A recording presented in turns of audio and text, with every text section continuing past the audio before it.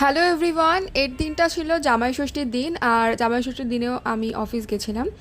ওই দিনকে সকালবেলায় ব্রেকফাস্টে চিড়ে, খই, আম, কলা দিয়ে মেখে আমি ব্রেকফাস্ট করে বেরিয়েছিলাম। সকালের ব্রেকফাস্ট এটাই ছিল।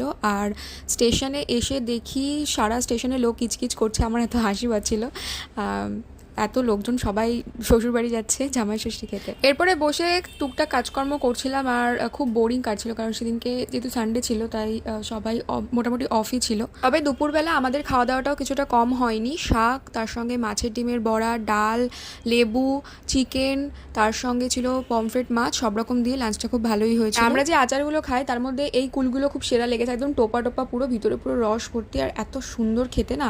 আর তার সঙ্গে আলু কাবলিটাও ভীষণ টেস্টি হয়। আমরা সবাই মিলে হাত পেরে, মানে সমস্ত মিলে হাত ফাত দিয়ে একদম খাওয়া শুরু করে দিয়েছিলাম। এটা আগের দিনের ভিডিও ছিল। আর ওই দিনকে বাড়ি যাওয়ার সময় মিয়ামোর থেকে আমি কিছু খাবার দাবার নিয়ে গেছিলাম। জামাই ষষ্ঠী স্পেশাল একটা চিকেন টিক্কা মতো ছিল আর মিনি বার্গার নিয়ে গেছিলাম। এটাই বাড়ি গিয়ে খেয়েছিলাম। প্রচণ্ড গরম ছিল বাইরে, খুব ঘামছিলাম। তো বাড়ি এসে জল খেয়ে একটু ফ্রেশ হয়ে ল্যাদ খেতে শুরু করে দিলাম। তো আমার জামাই ষষ্ঠীর দিনটা এইভাবেই কেটেছিল। Thank you for watching. দেখা হয় পরবর্তী ভিডিওতে।